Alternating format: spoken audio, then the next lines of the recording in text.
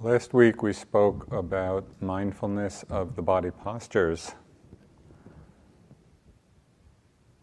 The Buddha taught when walking, one knows one is walking. When standing, one knows I am standing. When sitting, one knows I am sitting. When lying down, one knows I am lying down. Or one knows accordingly, however one's body is disposed. So we just explored the different ways that mindfulness of body posture, the simplicity of knowing body posture, actually leads us to awakening. So this awareness leads very naturally into the next section of the Satipatthana Sutta, which emphasizes the clear knowing of bodily activities. So I'd like to read, and this is from the sutta.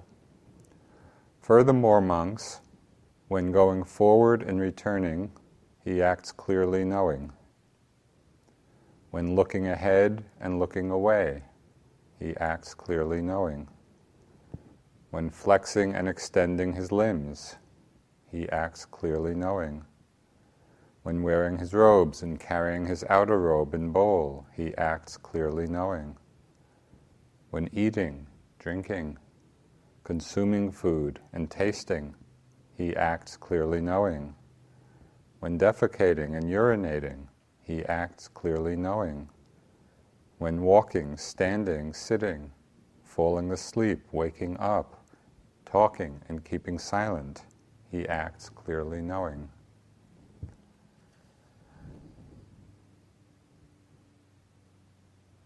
So I think the message is clear. But what does this clearly knowing mean? Clearly knowing, or sometimes it's translated as clear comprehension, is the translation of the Pali word sampajano.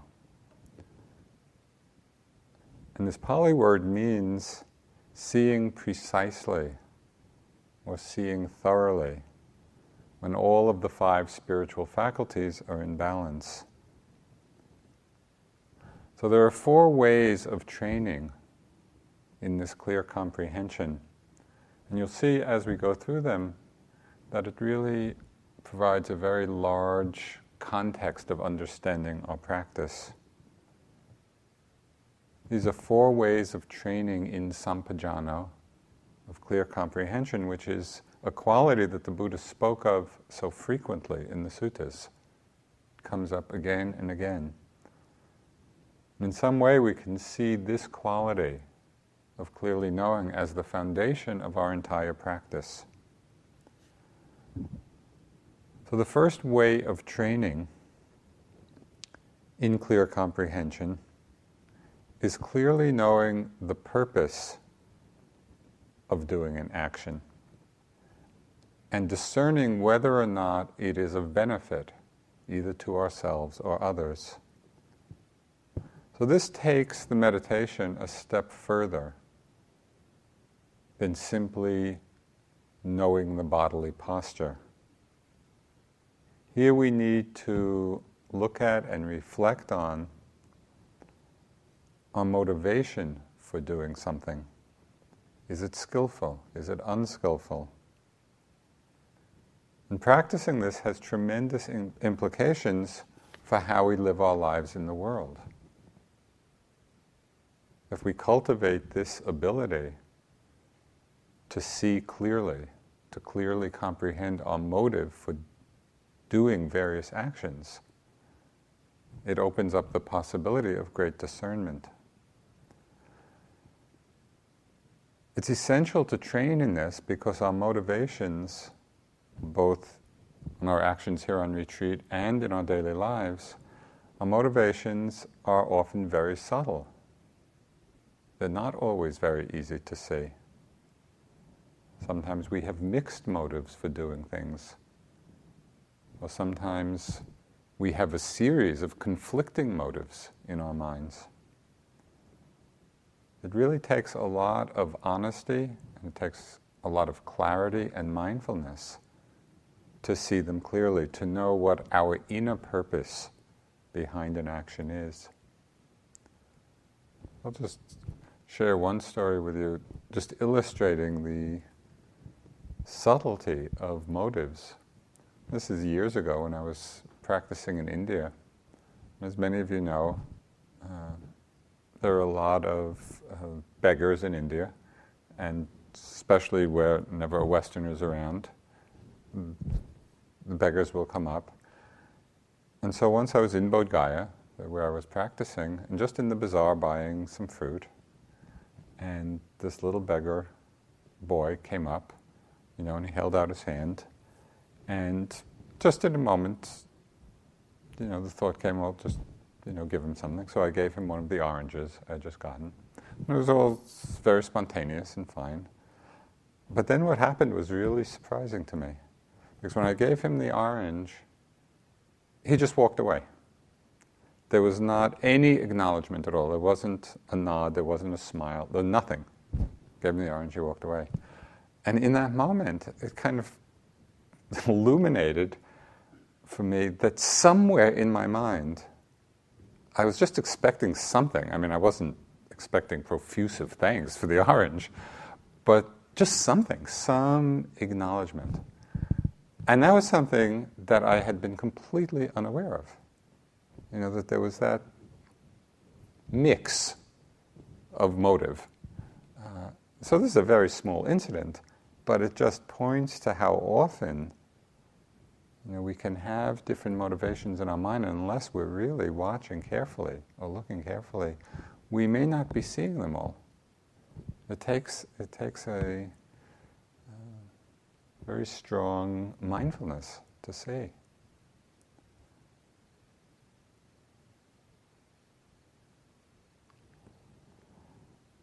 Clear comprehension of the motivation is a great ally in our daily encounters with Mara.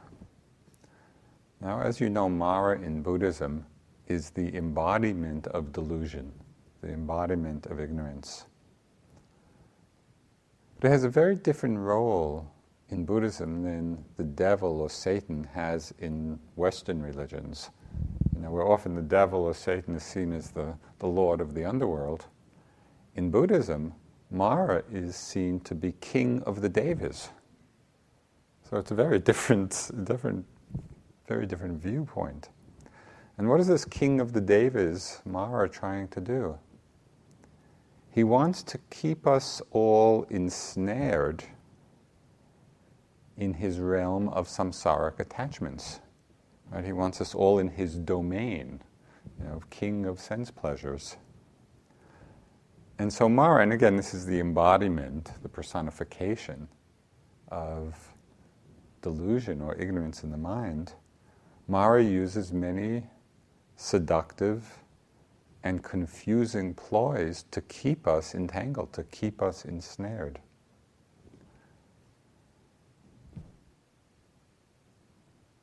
Often mind states that are really hindrances, unskillful mind states, come masquerading as friends, come masquerading as skillful states. So for an example, very often in our practice especially, but it has its application in the world as well, sloth and torpor comes masquerading as compassion. We might be feeling tired, or we might be feeling frustrated, or low energy. And then this very kindly voice starts arising in the mind. Oh, let me take some rest. I've been working really hard. I should kind of just lie down. I've done enough. And so the voice sounds very compassionate. Of course, sometimes we actually do need rest. So it's not to say that that's never a true voice, because sometimes it is. But we want to discern when it's actually reflecting some truth of the situation, and when it's simply pointing to that aspect of sloth and torpor which manifests as retreating from difficulties.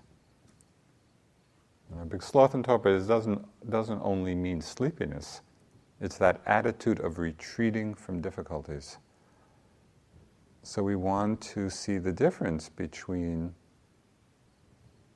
real compassion and kindness for ourselves, and when that's just the mask, and it's really sloth and torpor at work.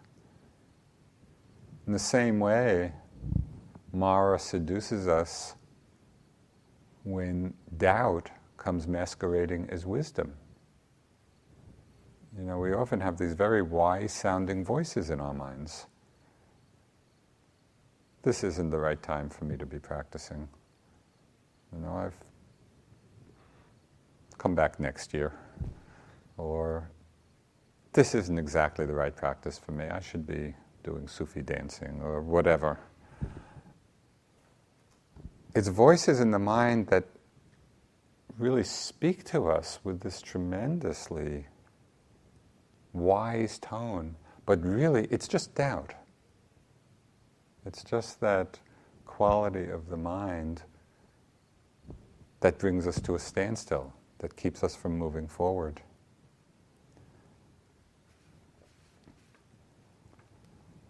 All Mara might manifest not in this way of unskillful states masquerading as skillful ones. Sometimes it's just the simple, blatant enticement of greed and desire in the mind. And we get pulled into it, we become identified with it. Now, often we can see this around food. We have so much conditioning around food. And this is just one example, of course, of many. I remember once on retreat, up at the retreat center, I was on retreat and going through the lunch line, and they had one of the dishes that they served, which I really liked. It was some kind of sesame spinach. But there was the sign, which sometimes appears. I don't know if it appears here. It appears up there a lot. Moderation, please. You know, so I'm going through the line and I see, oh yeah, this is a dish I really like. And so as I get it, I'm reaching for the food. The thought in my mind is, I wonder how much I can take and it still be moderate. You know, so I just kind of pushed the limit of what I thought I could get away with. And then a minute later, you know, just as I'm passing by, of course I felt completely guilty and wondering whether other people behind me would have enough, you know, in the whole meal. I was just thinking about it. But it was just that moment, you know, of desire capturing the mind. And we get pulled into it. I found it helpful in my practice at times to use a phrase that is found often in the suttas. Both, it's a phrase the Buddha uses, and also many of the nuns and monks, when they're seeing these manifestations of Mara arise, the phrase is, Mara, I see you. You know, and so there's that acknowledgement, oh yes, I see you, I see what you're up to. And for me, the personification of that unskillful state as Mara, it kind of injects a little humor, it injects a little lightness, but also a kind of strength of recognition. Oh yes, I see what the mind is up to. And so it can be a helpful kind of note. It's a way of disentangling from unskillful states. So this aspect of clear comprehension, that is seeing both the purpose of our actions and whether or not they're of benefit, it rests on a very basic understanding of the ethical dimension of the Buddha's teachings.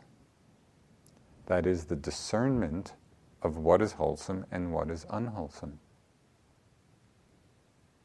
So this is a very key foundation of what we're undertaking.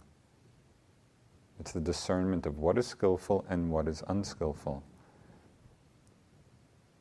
which lead respectively to happiness and to unhappiness.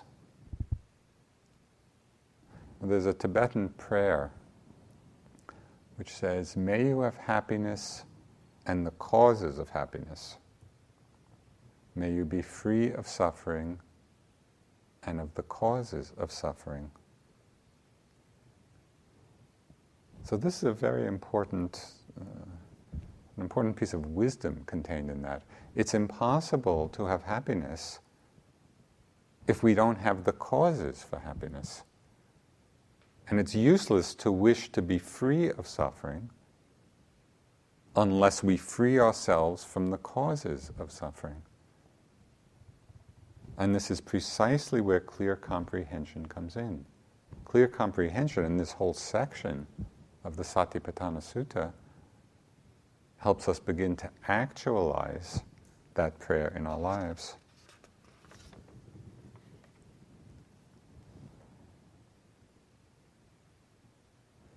Clearly knowing our actions, clear comprehension of our motivations, opens up the possibility for us of making wise choices in our lives. Where is this action leading? Do I want to go there? It's like we actually stop and reflect a bit. Thich Nhat Hanh, he had a wonderful little phrase. He said, Buddhism is a clever way to enjoy life. Happiness is available. Please help yourselves to it. Happiness is available when we cultivate, when we strengthen clear comprehension. We see the motivation behind the action. We see whether it's of benefit to us or to others or not.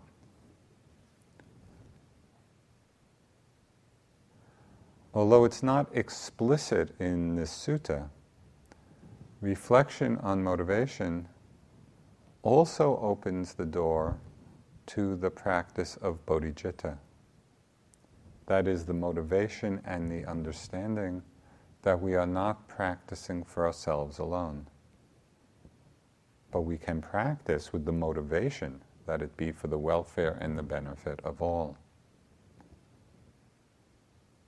And although mostly the teachings of bodhicitta were developed extensively in the later schools of Buddhism, we find this same attitude of altruistic motivation throughout the Pali texts as well.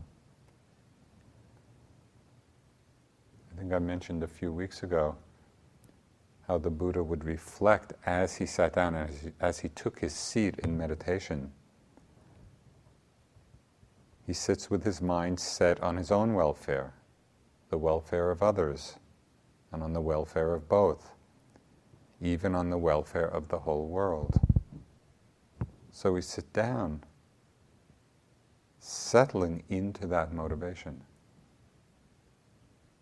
practicing for our own welfare, for the welfare of others, even for the welfare of the whole world. Right at the beginning of his teaching, when there were the first 60 disciples who had become arhants, he sent them out to teach, and he sent them out with this instruction. He said, "Go forth, O bhikkhus, for the good of the many, for the happiness of the many, out of compassion for the world, for the good, benefit, and happiness of people and devas. Work for the good of others, you who have done your duties." And so this attitude of what has become called bodhicitta is there right from the beginning. And again, it's clear comprehension of motivation, which enables us to connect with that motivation in ourselves. I found it helpful in periods of retreat, and this is just a suggestion to consider, to begin each day or begin each sitting with an expression of this aspiration. Now, may my practice be for the welfare of all. Or may my heart be purified of defilements for the benefit of all. Or may I be quickly liberated for the benefit of all. Whatever words really resonate with you, but just a statement of your highest value in practice, and then a dedication of merit at the end of a sitting, at the end of a day. And may the merit of my practice be dedicated to the welfare and benefit of all beings. I think it's helpful to re-articulate often this aspiration, this motivation, if it is one that you hold. It's like watering the seed of something that's very precious. So the first training in clear comprehension is seeing the purpose, the motivation behind our action, and whether or not it's of benefit to ourselves or others. The second training in clear comprehension is knowing the suitability of an action. Because even when something is wholesome, we need to look further to see if it's the appropriate time to do it. And the Buddha highlighted this aspect often in his guidelines for right speech, which could be condensed into just two guidelines. He said we should say that which is true and that which is useful. So something could be true, and at a particular time it might not be useful to say. So clear comprehension keys us into that. Or we might see that here on retreat, slowing down and paying meticulous attention is a skillful thing to do. That it deepens concentration, it enhances mindfulness. And yet when you're on the lunch line, or 10 or 15 people behind you, it may not be the suitable time to be practicing microscopic movement. We need to see things in context. On my first retreat with Sayadaw U Pandita when he came, this was back in '84, it was quite an intense retreat. We were all on 8 precepts. And then somewhere in the middle of the retreat, somebody with very good intentions delivered at my doorstep, just before lunch, this big Indian chicken dinner. So it was clearly they had my best interests at heart. But I opened the door to go down for lunch, and I saw this thing. I didn't know what to do with it. Because I thought, I can't bring this into the dining room. I'm eating my chicken dinner while everyone else is having tofu. And so it just created all this hubbub in my mind. Well, what do I do with it? And I don't want to throw it out, and I didn't want to eat it in my room. And so even though it was an act motivated by generosity, it was a wholesome motivation, it really wasn't suitable. And for me, it just created a lot of distraction in my mind.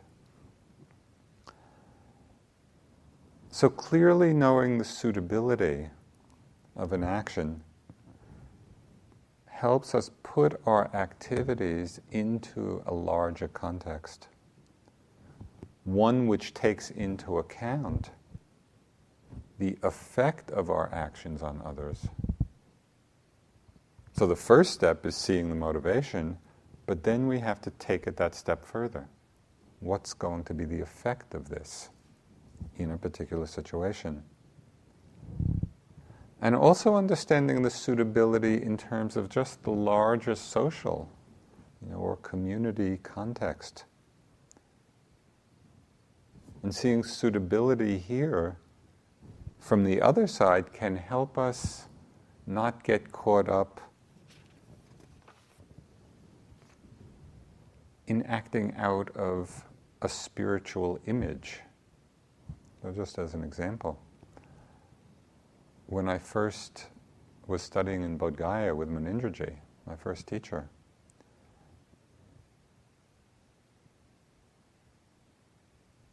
he was a very unique personality, and his persona was not, this great guru-type being. he was, in a way, very ordinary. And that was actually a manifestation of his great understanding and wisdom. Well, one time, he was always reminding us in our practice to be simple and easy. Just be simple and easy about things, which is very good advice, which I would like to pass on to you. Just be simple and easy about what's arising. Well, one day we were in the bazaar, the marketplace, and there's Munindraji going around from peanut vendor to peanut vendor, bargaining with them like for 5 cents worth of peanuts, bargaining vigorously. And so I said to Munindraji, I thought you said to be simple and easy about things. And he said, I said to be simple, not a simpleton. And for him, that social context, that bargaining is exactly what you did. That's what's appropriate. That's what was suitable. Whereas I had kind of the spiritual self-image. Oh no, that's you don't really do that if you're a great Dharma teacher. So really understanding what we do, not only in its effect on others, but in the suitability, the appropriateness of that action in the particular context, the social context in which it happens. So the first way of training in clear comprehension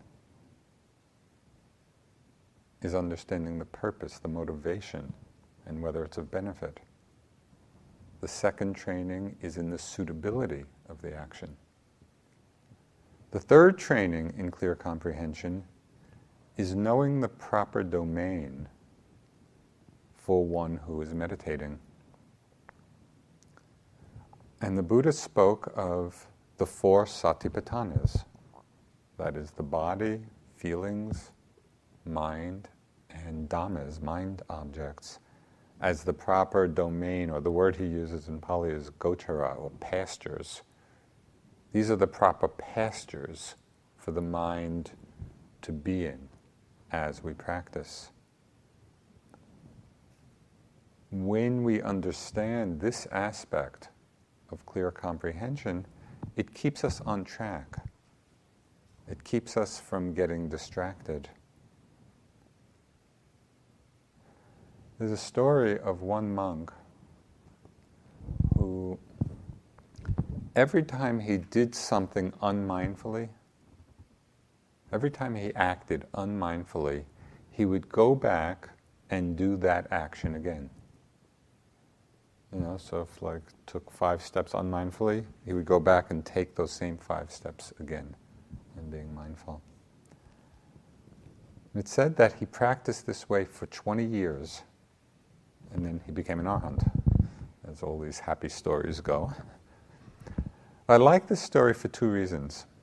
One is, I like it because I think it's an interesting exercise to do. And you might experiment a little bit, if not for 20 years, at least for some time. Just as an experiment, see what happens. If every time you do something unmindfully, you go back, you retrace it, and do it again. To see whether it actually does enhance the quality of your attention, the quality of your mindfulness. I also like the story, and I think it's particularly appropriate for us in the West, because it speaks to the importance of a dedicated commitment to awakening. What the Chinese Zen master Su Yun called the long-enduring mind. And Su Yun himself, it said he practiced until he was 80, and then he taught for the next 40 years. He died at the age of 120. That's a long-enduring mind with respect to understanding this commitment to awakening. There's a great power and inspiration and great patience when we realize that this transformation of consciousness that we're undertaking, the purification of these deep-seated, deep-rooted tendencies in all of our hearts and minds that this process of transformation is not a quick process. I mean, we may have very deep and sudden insights, which certainly happen in practice, but we're on a long path if we really are holding awakening or liberation as our aspiration.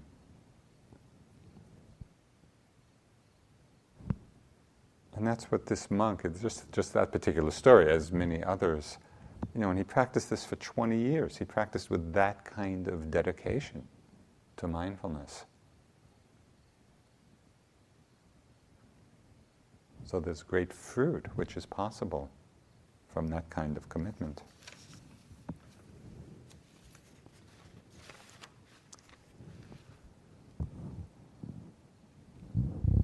This aspect of clear comprehension, that is staying in the proper domain, staying in our proper pasture, points to the importance of sense restraint. And the Buddha talked a lot about guarding the senses, guarding the sense doors.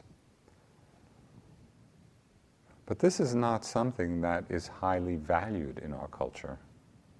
We don't grow up with a lot of messages to value sense restraint. In fact, quite the opposite. There are all these messages we get. Do all this to increase your desire. Fulfill all your desires. Now, often we see renunciation really as being quite burdensome. It's something we think might be good for us, but we don't really like it. We undertake it with the sense of it being a burden. But there's another way of framing self-restraint, sense restraint. And that would be to see it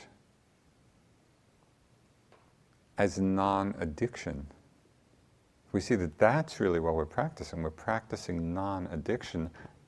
Then in the very moment of practicing it, we're actually connecting with its more accurate flavor of freedom.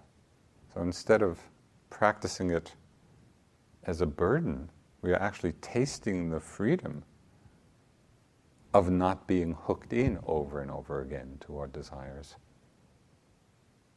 Practicing the non-addictive mind.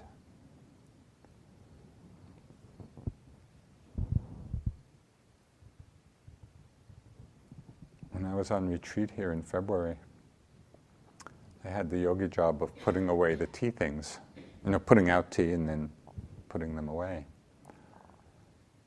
So one day I was putting away the tea and putting away the fruit, and I had already had, it's the things I had taken for tea. So I'm putting it away, and just in a quick moment, as I'm putting the bowl of fruit away, I just take a few more grapes, out of the bowl. And I'm kind of just putting it away and eating the grapes completely unmindfully. But I guess I was mindful enough to be looking furtively around to see if anybody was watching me. And I just realized that in that moment, it was just that, just that moment of doing it, I was outside of the pasture. I had strayed outside of my gochara, of mindfulness. So it's just kind of these little things which can illuminate for us the habits of mind, these strong tendencies of mind. And so we just see it and we learn from them and then come back, and pay attention.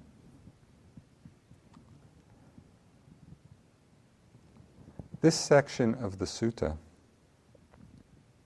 where he says, monks, when going forward and returning, he acts clearly knowing. When looking ahead and looking away, he acts clearly knowing. And then all the rest of the activities mentioned also highlights the emphasis the Buddha placed on monks and nuns, because in the sutta he was addressing them, but it's really to us as well. the emphasis he places on the monks and nuns deporting themselves in a quiet and dignified manner. This is the implication of this clear comprehension, clearly knowing what we're doing. And this doesn't mean being stiff or being contrived. Sokni Rinpoche, he titled one of his books, Carefree Dignity. And it's kind of a nice combination of words, that it's possible to have a dignity in what we do that's not tight and contracted, that's really quite carefree. But in the West, just the words or the meaning of deportment, or dignity, we hear those words and it sounds kind of old-fashioned. Who talks about deportment these days? But what's surprising, it's a very noticeable and beautiful aspect of Buddhist cultures in Asia. For those of you who've been in these cultures, it's so striking. Just the sense of respect and grace that people have in relating to one another. And it doesn't mean that beings there are any freer of defilements than we are here. That's not the suggestion. But rather, just that way which is embodied or in the culture, of what people grow up with. They deport themselves respectfully. And there's a great beauty to it. It's like even though the minds may be going through the same stuff that we go through, just that outward behavior is an acknowledgement of the value of acting, moving, living respectfully, whether we're by ourselves or with others. So all of this is contained in this section of the sutta as well.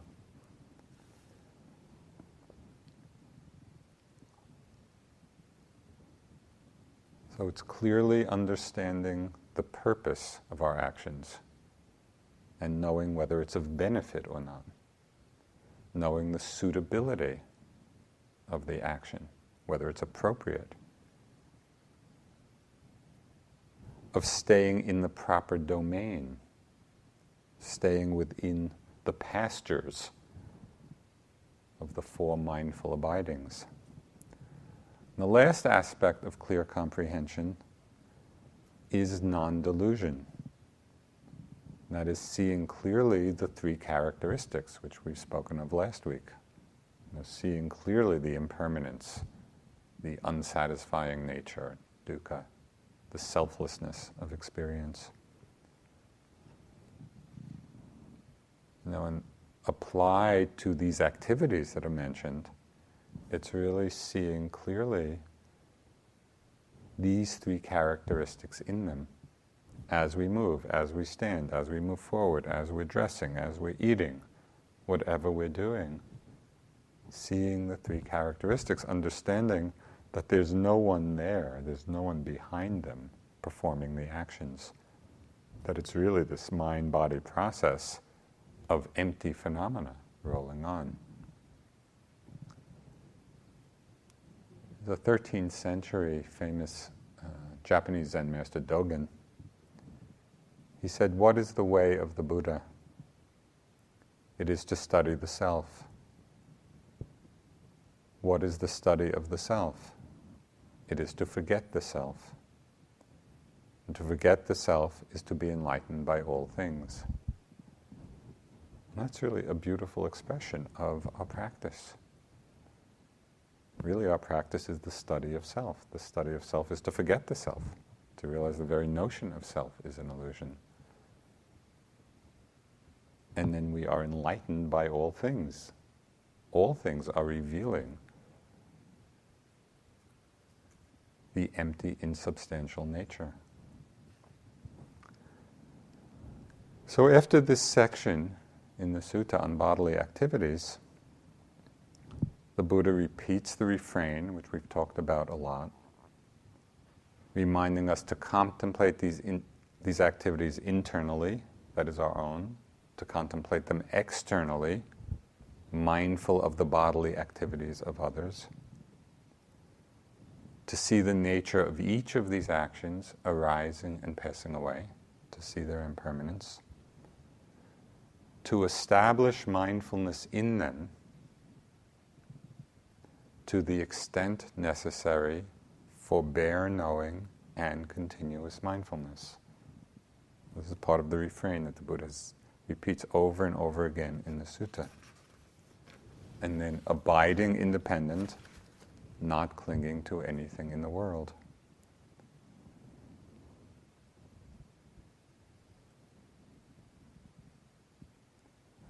The next instructions the Buddha gives is a section in this mindfulness of the body, directing our attention to the analysis of the body's constitution through contemplating its anatomical parts. I want to read again from the sutta. Furthermore, monks, so this is after the section on the different activities. Furthermore, monks, he reviews this very body, enclosed in skin and full of various impurities, from the soles of the feet upward and down from the crown of his head. He contemplates thus: in this body there are head hairs, body hairs, nails, teeth, skin, flesh, sinews, bones, bone marrow, kidneys, heart, liver, diaphragm, spleen, lungs, bowels, mesentery, contents of the stomach, feces, bile, phlegm, pus, blood, sweat, fat, tears, tallow, spittle, snot, oil of the joints, and urine. This is a list of 31 parts of the body, according to Indian anatomy at that time. In some lists there are 32 parts, in some lists there are 36 parts, and in one sutta ends, and whatever other parts there may be. So we don't want to get too hung up on the anatomy, but it's really the way of saying the Buddha's instructing us, really look at the body in this way. And the list starts with the things that are most obvious to our awareness. Hair of the body, hair of the head, nails, teeth, flesh. So that's very obvious, and it goes all the way down to the most inner organs and fluids. And in some of the lists, it ends up really contemplating the skeleton of the body.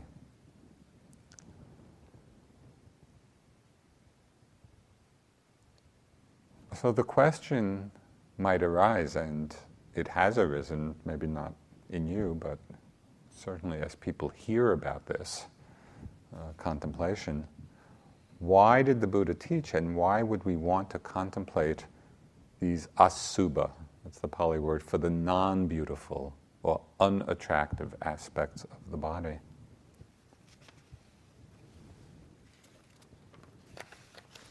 Now, this practice, these asubha practices, contemplating the unattractive, unbeautiful parts of the body, are commonly done in the monasteries in Asia. It has many benefits and also some dangers.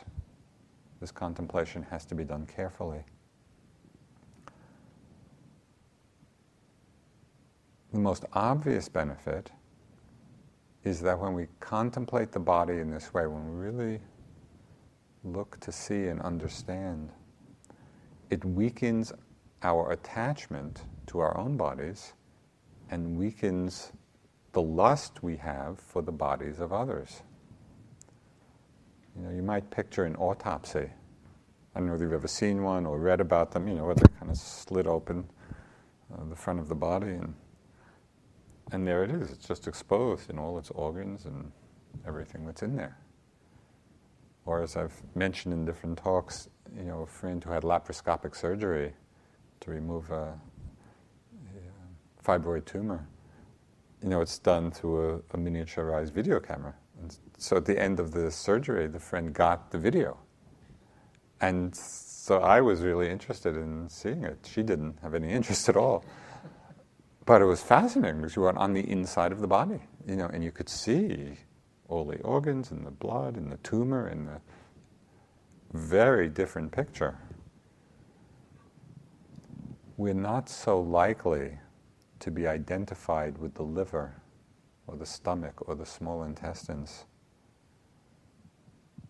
When we see that, oh yeah, that's me. I'm the liver. I'm the small intestine. No, we see it just as impersonal organs. It's somehow, when it's all nicely wrapped up in skin, not only do we identify with it, but we have this great lust for it. And it's really because of a superficial way of seeing.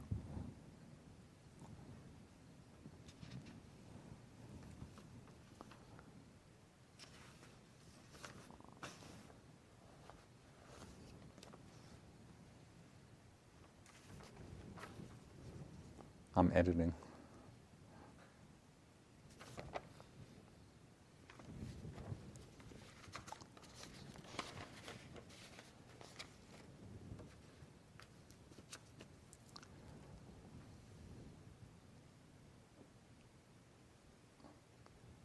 What we call the body, what we're so familiar with in our superficial perception, and which seems so attractive and delightful from one perspective, from the perspective of the contemplation the Buddha is talking about, we see that it is really just a collection or a relationship of different parts, none of which in themselves are particularly lust-inspiring. When we really see things as they are. And as we contemplate this both internally and externally, when we understand our own bodies this way, when we understand the bodies of others in this way, we also see more and more clearly the impermanent, contingent nature of each of these parts of the body. And we see the interdependent nature of all the systems, the nervous system and the circulatory system and the skeletal system. All of these parts are working interdependently. All of them are impermanent, subject to change. When we see this and we really reflect on it, then when some of these parts or systems wear out or break down, we see it's not some failure, it's not because of some failure of self, or even some defect of the body. It's not that the body did something it's not supposed to do. This is the nature of the body. This is how it is.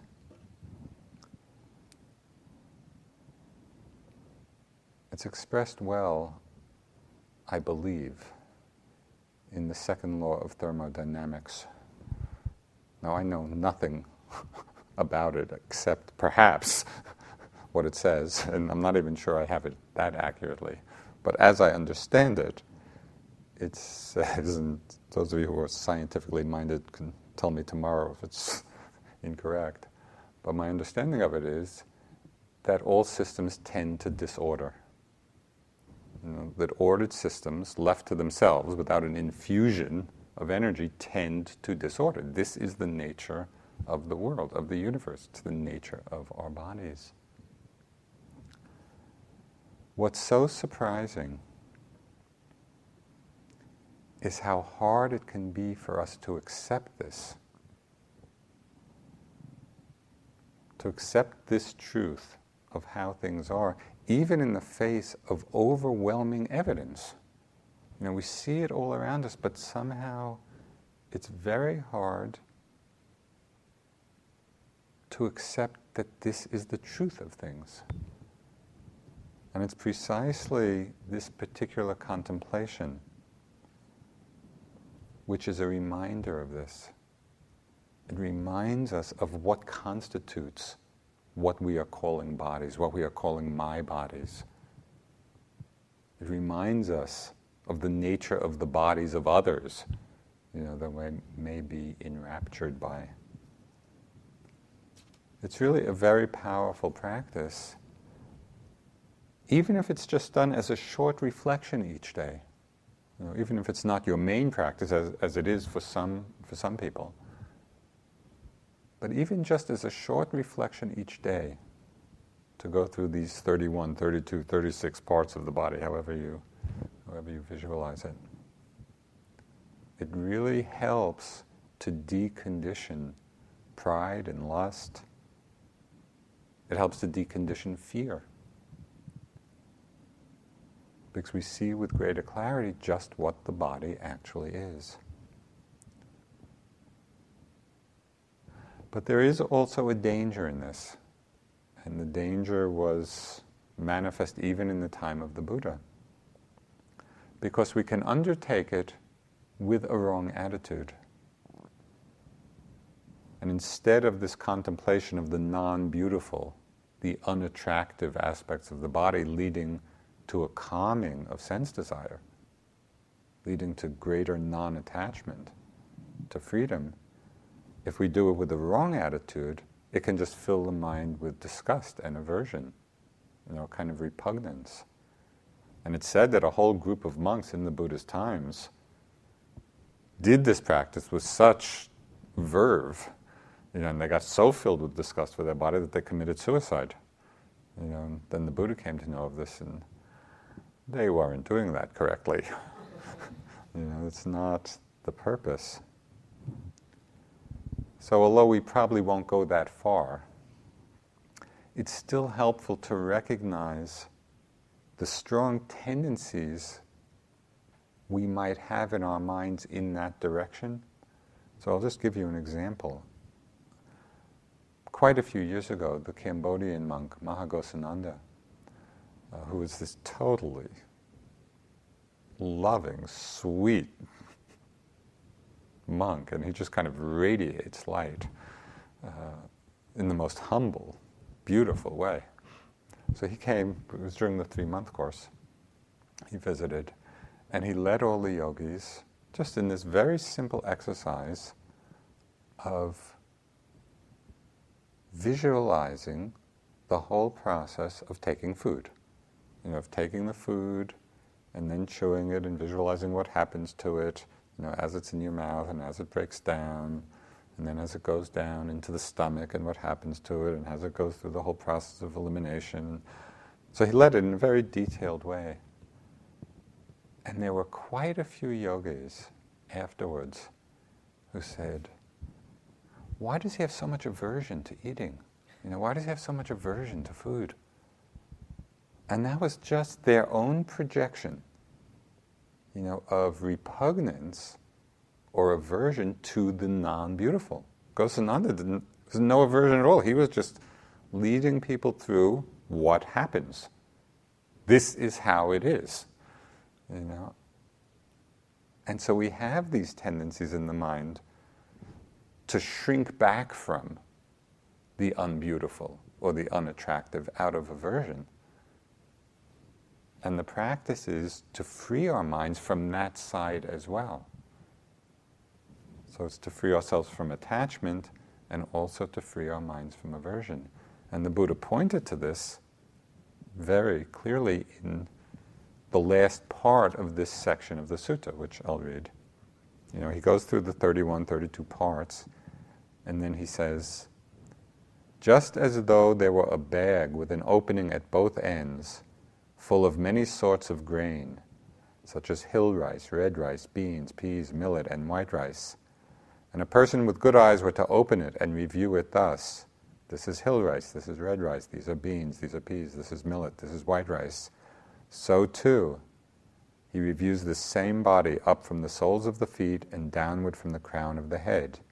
In this body there are head hairs, body hairs, nails, teeth, flesh, and it goes through the list. It's just seeing things as they are.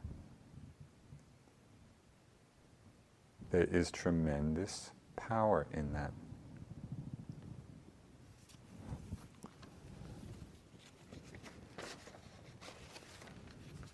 this balanced contemplation of the non-beautiful aspects of the body, which the Buddha is pointing to in this part of the sutta, has the power to lead all the way to full awakening. Many people practice just this. And we can almost imagine that really happening, of really awakening as we do this, to see that there is nothing in this body to hold on to, nothing to claim as I or mine. And then the mind in a moment, or gradually over time, the possibility of just relinquishing all grasping. And in that moment of relinquishing, being free. The Buddha said, bhikkhus, in clinging one is bound by Mara, by non-clinging one is freed. So this is our practice. And really the Satipatthana Sutta, in all of these different sections, the Buddha is just giving us instructions of how actually to accomplish this. In clinging one is bound by Mara, by not clinging one is freed. Let's sit for a minute or two.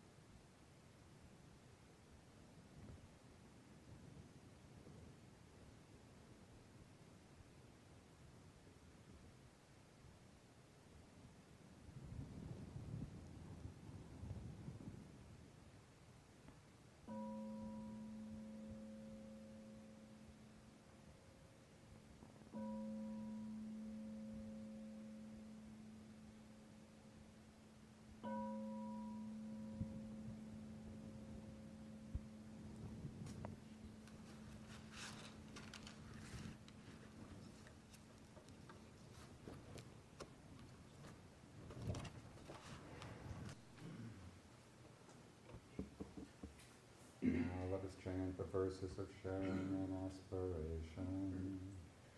Through the goodness that arises from my practice, may my spiritual teachers and guides of great virtue, my mother, my father, and my relatives, the sun and the moon, and all virtuous leaders of the world, may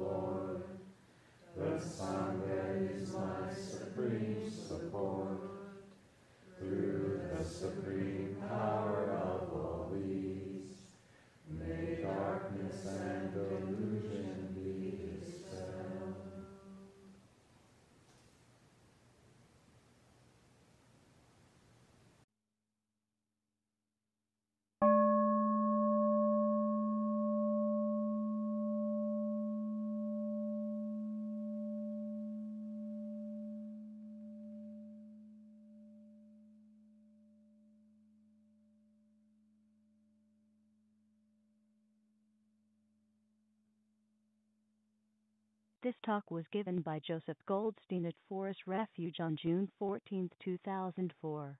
It is an offering of the Dharma Seed Audio Archive.